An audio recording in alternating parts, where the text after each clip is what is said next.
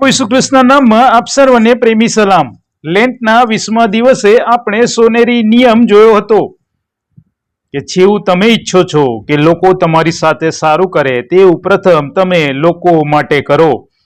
અને હવે આજે લેન્ટના 21મા દિવસે માથી 7, 13 અને 14 ને આધારે સાંકડું બારણું અને જીવનનો માર્ગ આ વિશે જોઈશું। 13 અને 14 કલમમાં પ્રભુ ઈસુ કહે છે, તમે સાંકડે બારણેથી અંદર પેસો, કેમ કે જે માર્ગ નાશમાં પહોંચાડે છે તે પહોળો છે અને તેનું બારણું મોટું છે ને ઘણા તેમાં થઈને પેસે છે।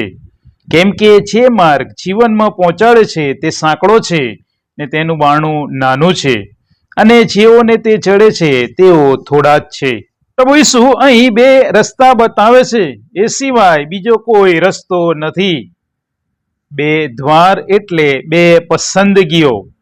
અહીં સાંકડું દ્વાર મતલબ તંગ અને દબાણવાળું, અને પહોળું દ્વાર મતલબ વિશાળ અને આરામદાયક।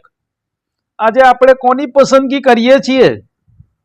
પહોળો માર્ગ વિશાળ છે, આરામદાયક છે, તેથી તે આપણને સરળ લાગે છે, અને સાંકડો માર્ગ તંગ છે, દબાણવાળો છે, માટે તે મુશ્કેલ લાગે છે અને તે બલિદાન પણ માંગે છે। પણ પસંદગી કર્યા પછી અંતે શું છે?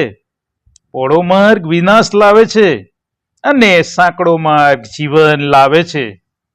પ્રભુ ઈસુ ખ્રિસ્ત કહે છે, પહોળા માર્ગે જનારા ઘણા છે, મતલબ ત્યાં ભીડ છે, પણ ભીડ હંમેશા સાચી હોતી નથી।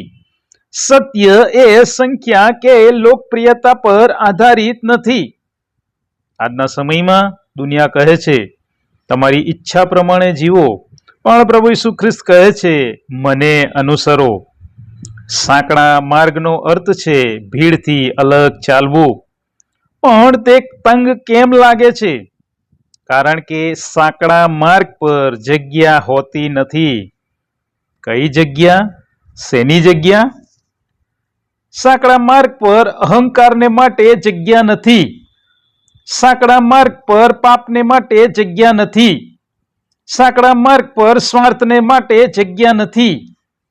આ માર્ગ પર તો બલિદાન યુક્ત ચાલવું પડે, ક્ષમા કરવી પડે, પ્રેમ કરવો પડે, વધસ્તંભ ઉઠાવવો પડે। લુક 9 અને 23માં પ્રભુ ઈસુ કહે છે, જો કોઈ મારી પાછળ ચાલવા માંગે તે પોતાનો નકાર કરે અને પોતાનો વધસ્તંભ ઉંચકીને મારી પાછળ ચાલે। ગ્રીક બાઇબલ પ્રમાણે જીવનનો અર્થ શારીરિક રીતે જીવવું એવો નથી, પણ દેવ સાથેનું શાશ્વત જીવન જીવવું એવો છે। સાંકડો માર્ગ કઠિન છે, પણ અંતમાં આનંદ આપે છે।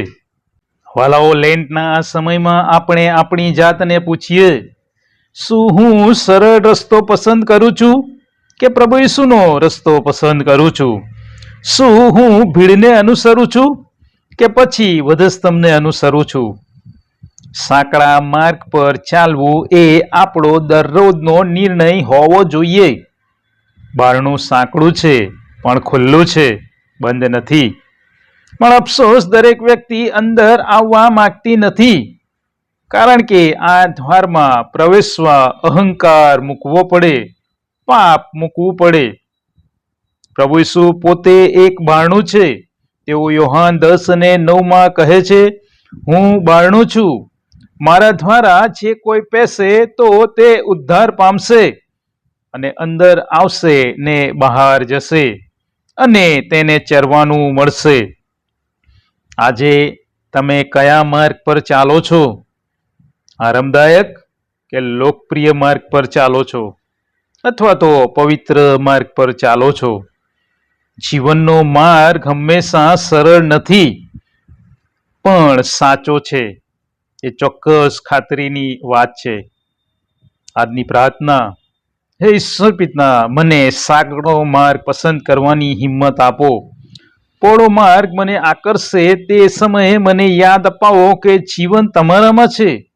ભીડને નહીં, પણ તમને અનુસરવાનું શીખવો। પ્રભુ ઈસુ ખ્રિસ્તના નામમાં, આમેન।